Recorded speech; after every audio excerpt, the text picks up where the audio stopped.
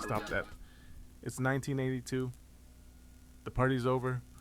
The mirror ball is collecting dust. Feel that? That pulse. It's everywhere now. In clubs, on radios and in commercials, deep in the DNA of pop music. 4 beats to the floor, simple, primal. But where did this feeling, this energy, truly begin? It wasn't born in a gleaming studio or a corporate boardroom.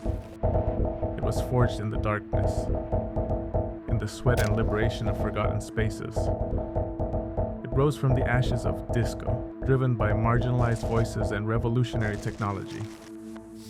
This is the story of how Chicago built a house, brick by brick, beat by beat. This is the story of the 4/4 floor revolution.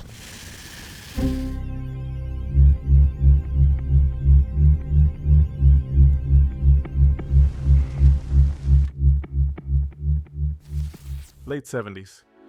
Disco once king was facing a backlash. Extravagance gave way to disillusionment. But the need to dance, the need for community, especially within Chicago's marginalized communities, didn't disappear. It just needed a new home, a new sound.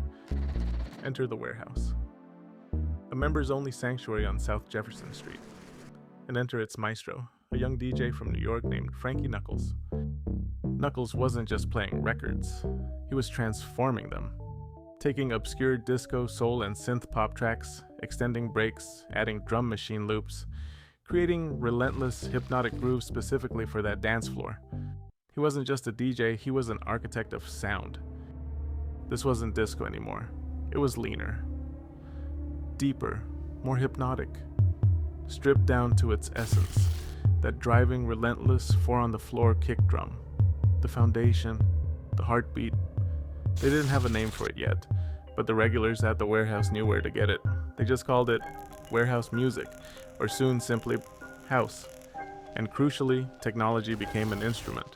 Drum machines like the Roland TR-808 and 909 weren't just for rhythm tracks. They were the rhythm. Affordable, programmable, futuristic. They put the power to create this new sound directly into the hands of young innovators. The spark ignited at the Warehouse spread. DJs like the legendary Ron Hardy at the power plant pushed the boundaries further. Faster tempos, wilder edits, experimenting relentlessly.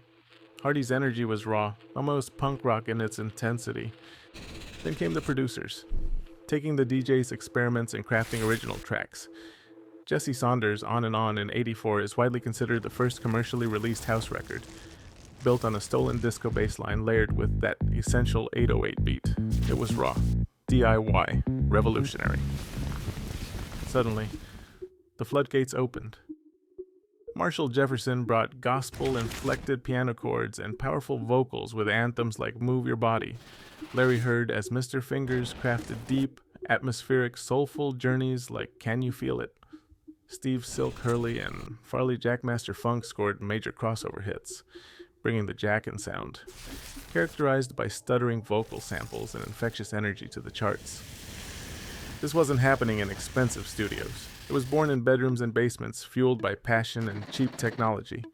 Labels like Trax Records and DJ International, though often controversial, became crucial outlets, pressing these raw tracks onto vinyl and getting them into the hands of DJs, first locally, then further afield via mixtapes and word of mouth.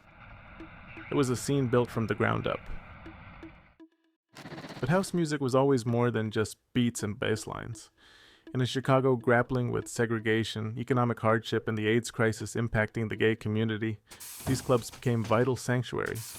The Warehouse of the power plant, the music box.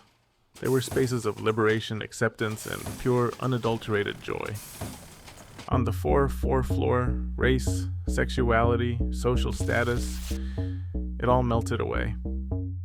It was about the music, the movement, the shared experience. It was a coded language, a spiritual release, a form of resistance you could dance to. This music wasn't just escapism, it was affirmation. Chicago's secret couldn't be contained. DJs visiting from the UK and Europe heard this revolutionary sound and took it home, tracks started getting licensed overseas. Farley Jackmaster Funk's Love Can't Turn Around became a UK hit. Then Steve Silk Hurley's Jack Your Body went to number 1. Chicago House had officially landed. What happened next was an explosion. House music mutated, cross-pollinated with local scenes. It heavily influenced the birth of techno in nearby Detroit. It fueled the acid house phenomenon and the rave culture explosion in the UK. It laid the groundwork for countless subgenres: deep house, garage, tech house, progressive house. The family tree is vast, but the roots trace back to those Chicago innovators and that fundamental 4/4 beat.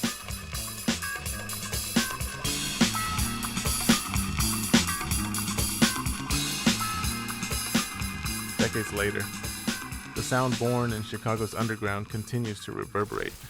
It fills stadiums, soundtracks lives, and still offers that same sense of release and connection it did back then.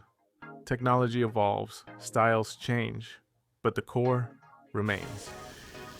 It's more than just music. It's a testament to creativity against the odds, proof that marginalized voices can spark a global phenomenon. It's the legacy of Frankie Knuckles, Ron Hardy, Jesse Saunders, and countless others who dared to experiment. It's the relentless, unifying, revolutionary pulse of the 4/4 floor. They didn't just dance. They built a sanctuary, one beat at a time.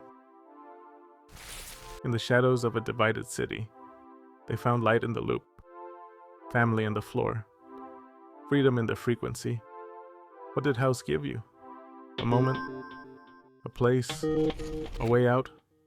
Share it below, like if you felt it. Subscribe Sub.stantia archive if you still believe in the vibe.